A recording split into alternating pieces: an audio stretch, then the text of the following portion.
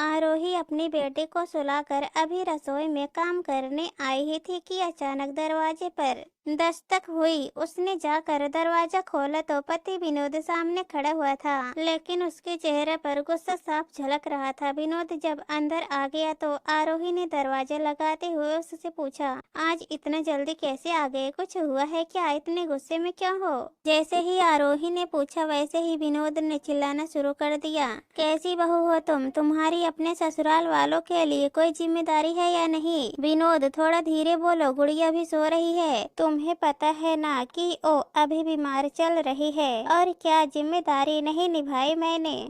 आरोही ने पूछा, पिछले 3 दिन से तुमने मम्मी से बात नहीं की, उन्हें कितनी चिंता हो रही थी। एक फोन लगाकर उनसे बात कर लेती तो कुछ बिगड़ नहीं जाता तुम्हारा, उल्टा उन्हें चिंता नहीं होती। दूर रहती हो इसका मतलब ये नहीं कि तुम्हारी उनके प्रति कोई जिम्मेदारी नहीं है।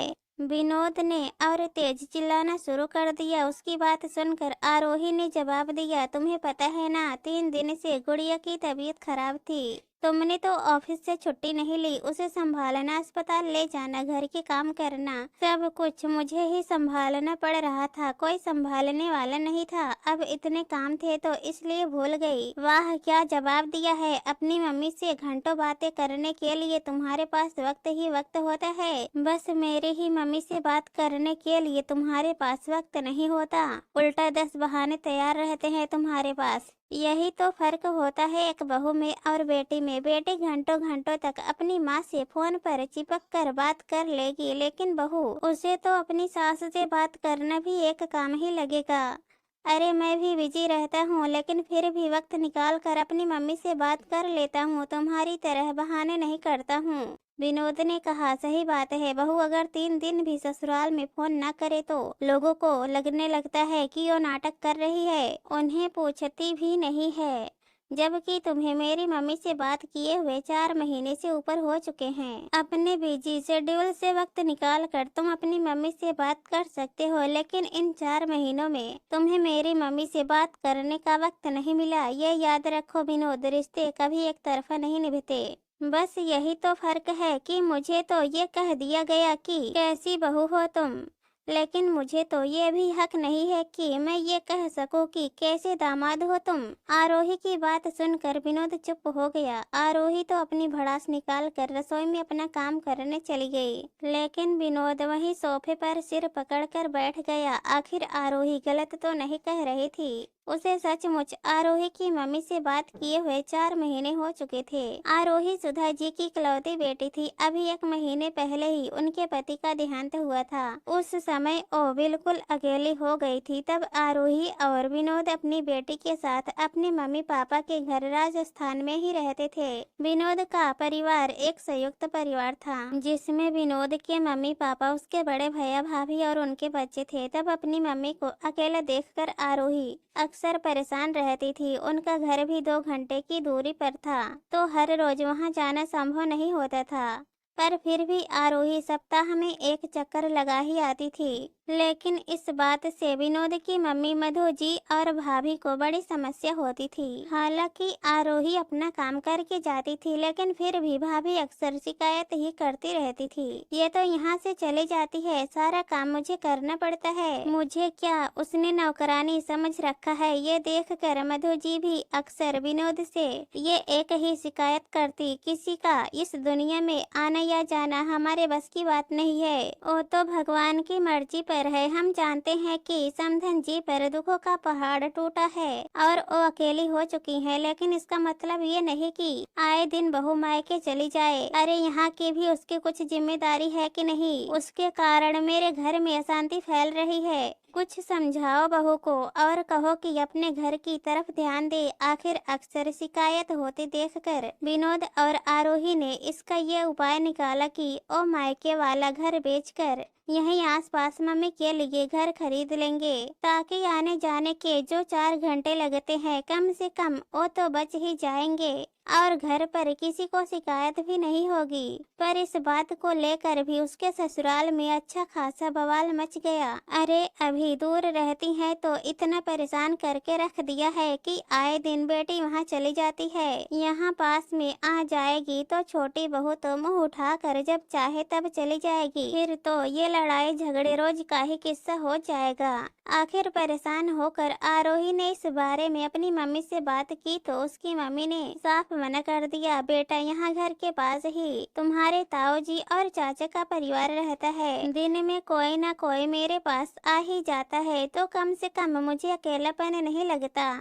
वहाँ तो मैं अकेली ही हो जाऊंगी, इसलिए तुम परेशान मत हो, मैं ठीक हूँ। उसके बाद आरोही और विनोद ने अपना ये फैसला रद्द कर दिया। लेकिन कुछ दिनों बाद विनोद का ट्रांसफर यहाँ से इंदौर हो गया। अब विनोद आरोही और गुड़िया को लेकर यहाँ शिफ्ट हो गया। सोचा था कि अब तो थोड़ी शांति होगी, लेकिन यहाँ पर भी सुधा जी को परेशानी होती थी। उनके पास रोज फोन करना भी जरूरी होता था, नहीं तो वो फोन पर ही डांटना शुरू कर देती थी।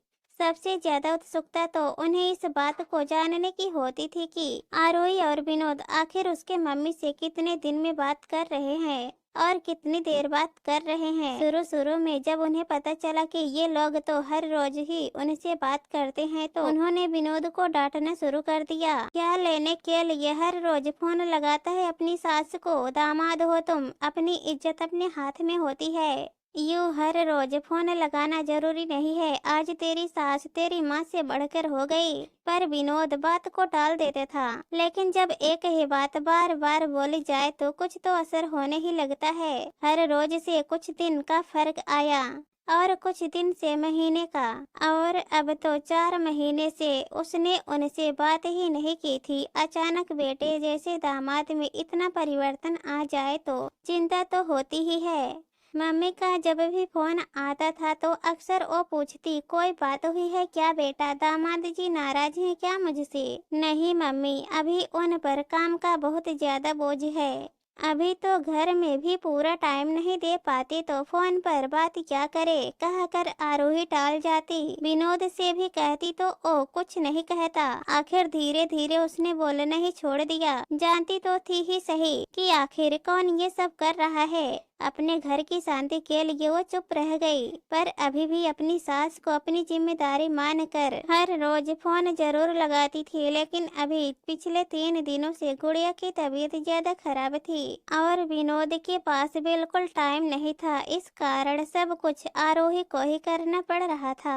गुड़िया भी 3 साल की थी, इसलिए वो आरोही को छोड़ती भी नहीं थी। इसलिए इतने काम के बोझ के कारण आरोही ने मधु जी को फोन नहीं लगाया, लेकिन मधु जी ने उसे फोन करने की जगह विनोद के पास ऑफिस में फोन लगा दिया और उसे ही 10 बातें सुना दी।